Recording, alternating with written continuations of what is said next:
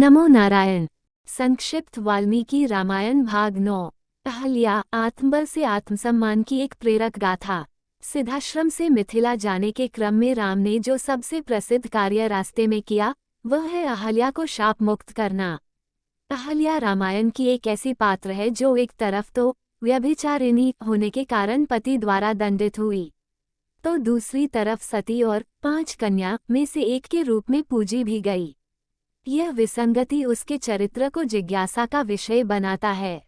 पंचकन्या अहल्या, द्रौपदी, तारा, कुंती, मंदोदरी तथा पंचकन्या स्मृतन नित्यम महापातकनाशम ब्रह्म पुराण 3.7.219। अर्थात अहल्या ऋषि गौतम की पत्नी, द्रौपदी पांडवों की पत्नी, तारा वानरराज बाली की पत्नी, कुंती पांडु की पत्नी तथा मंदोदरी रावण की पत्नी, इन 5 कन्याओं का नाम स्मरण करने से समस्त पापों का नाश होता है। 5 कन्याओं की यह सूची बहुत ही रोचक है क्योंकि ये सभी विवाहित थीं और एक से अधिक पुरुषों से इनके संबंध थे। फिर भी इन्हें कन्या वर्जन के समान पवित्र और सती माना गया। ये भारत में सती के आम धारणा के बिल्कुल विपरीत है। स्पष्ट है कि सती की परिभाषा एक पुरुष भोग्या से बिल्कुल अलग था। इन कन्याओं में पहली है अहल्या। अहल्या अगर पहली कन्या के रूप में सम्मानित है तो साथ ही वह महाकाव्यों और पुराणों की संभवतः सबसे प्रसिद्ध व्यभिचारिणी भी है, जिसे उसके पति ने व्यभिचार अडल्टरी के कारण दंडित भी किया था। रामायण में अहल्या के शाप और राम जी द्वारा उससे मुक्ति का ही वर्णन है।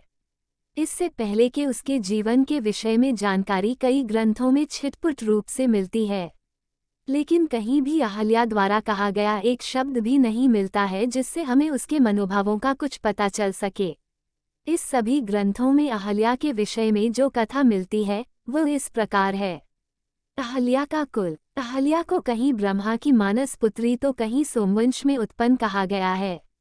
वह ब्रह्मा जी द्वारा बनाई गई संभवतः सबसे सुंदर स्त्री थी। उसकी सुंदरता के कारण बहुत से पुरुष उससे विवाह के लिए इच्छुक थे, जिनमें देवराज इंद्र भी थे। अहल्या का विवाह। ब्रह्मा जी को उसके लिए योग्य वर की चिंता हुई। उन्होंने ये तय किया कि जो सबसे पहले पृथ्वी की परिक्रमा कर लेगा उससे ही उसका विवाह होगा। इंद्र ने सबसे पहले परिक्रमा कर लिया, लेकिन जब ब्रह्मा जी उसे विजेता घोषित करने ही वाले थे तब तक वहां देवर्षि नारद आ गए। नारद जी ने बताया कि ऋषि गौतम प्रतिदिन पूजा करने के बाद गायों की परिक्रमा करते थे। उस दिन जब वे इस तरह परिक्रमा कर ही रहे थे तभी गाय ने एक बछिया को जन्म दिया। शास्त्रों के अनुसार प्रसव काल में गाय की परिक्रमा का पुण्य समस्त पृथ्वी की परिक्रमा के बराबर होता है। इसलिए गौतम ने इंद्र से पहले ये परिक्रमा पूर्ण किया था। ब्रह्मा जी ने ये भी सोचा कि स्त्री का सौंदर्य सामान्य आसक्त पुरुषों को अपने कर्तव्य पथ से डिगा सकता है। इसलिए अहल्या जैसी सुंदर स्त्री किसी ऐसे पुरुष को मिलनी चाहिए जिसका अपने मन पर नियंत्रण हो। शाप से पहले का जीवन। तदनुसार अहल्या का विवाह ऋषि गौतम से हुआ। अपने पति ऋषि गौतम के साथ अहल्या उनके आश्रम में रहकर उनकी तरह ही तपस्विनी का जीवन बिता रही थी। सौंदर्य के साथ उसमें शील और सदाचार भी था, जिस कारण गौतम अपनी पत्नी से बहुत प्रेम करते थे। इस युगल के बच्चे भी हुए, पर केवल उनके बड़े बेटे शतानक मुनि का ही विवरण रामायण में मिलता है। ये शतानक मुनि सीता के पिता जनक के कुलगुरु थे। अहल्या को शाप। एक दिन किसी समारोह में इंद्र ने फिर उन्हें देखा। वे पहले से ही उस पर आसक्त थे। उस रात उन्होंने धोखे से गौतम ऋषि को सुबह होने का आभास करा दिया। गौतम सुबह समझकर स्नान के लिए नदी पर चले गए। तब तक उनके वेश में इंद्र अहल्या के पास आ गया। गौतम वेशधारी इंद्र ने अहल्या से संबंध बनाया। जब वह निकलने लगे तभी गौतम भी आ गए। दरअसल नदी पर पहुंचने पर उन्हें अपनी भूल का एहसास हो गया कि अभी सुबह नहीं हुई है और वे वापस लौट आए। अपने ही वेश में अपने आश्रम से इंद्र को निकलते देखकर उन्हें सारी बात समझ आ गई। उन्होंने इंद्र और अपनी पत्नी दोनों को ही शाप दे दिया। इस संबंध में कथा का 2 रूप वर्जन प्राप्त होता है। एक के अनुसार अहल्या ने इंद्र को पहचान लिया, पर यह सोचकर उसे गर्व हो गया कि देवराज इंद्र भी उस पर आसक्त हैं, और उसने जानबूझकर सहमति दी। इसी कारण गौतम ने दोनों को शाप दिया। दूसरे वर्जन के अनुसार अहल्या इंद्र को नहीं पहचान पाई क्योंकि वो उसके पति गौतम के वेश में आया था और अनजाने में पति समझकर सहमति दी।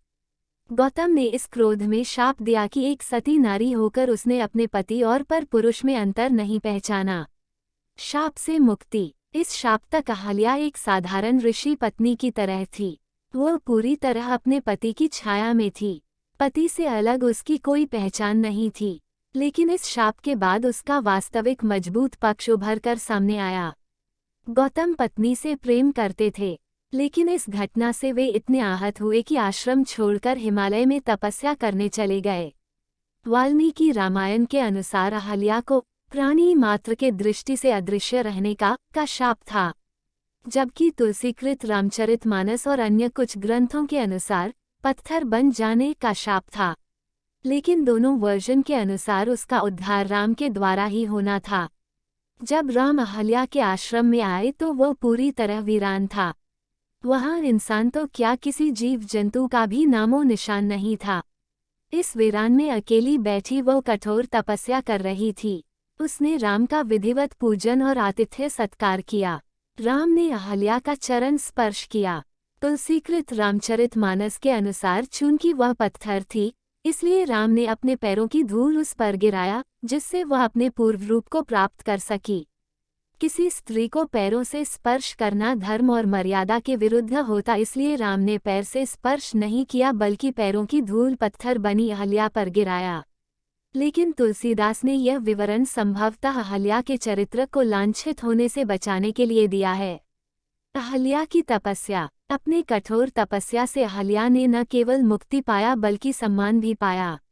राम से मिलकर शाप मुक्त हो जाने के बाद वो हिमालय में जाकर पति से मिली। पति ने बहुत ही प्रेम और सम्मान से उसे अपनाया। वाल्मीकि भी अहल्या का स्मरण बहुत सम्मान से करते हैं और कहते हैं कि यह पद अहल्या ने अपनी तपस्या से पाया था, राम की कृपा या किसी और कारण से नहीं। गौतम का भाव भी इसी तरह का था। इस तरह अहल्या की कथा का सुखांत होता है, लेकिन यही अंत इस कथा को इतना आकर्षक बनाता है। विश्व के अन्य संस्कृतियों में स्त्रियों को व्यभिचार के लिए पत्थर मारने, तलवार से काटने, कोड़े मारने आदि जैसे उदाहरण भरे पड़े हैं, लेकिन व्यभिचार को नैतिक विचलन मानकर उसे सुधारने का अवसर देना ऐसा उदाहरण बहुत कम है। दूसरी तरफ अहल्या ने भी सहन शक्ति और मानसिक मजबूती का परिचय दिया। इतनी बदनामी से उसमें दैन्य नहीं आया बल्कि उसका निश्चय दृढ़ हुआ। उसकी तपस्या इतनी कठोर थी कि ऋषि मुनियों में उसे एक तपस्विनी होने के नाते सम्मान मिला, केवल गौतम की पत्नी होने के कारण नहीं। उसके भूल को न केवल क्षमा किया गया बल्कि 5 कन्याओं में स्थान देकर सम्मानित भी किया गया।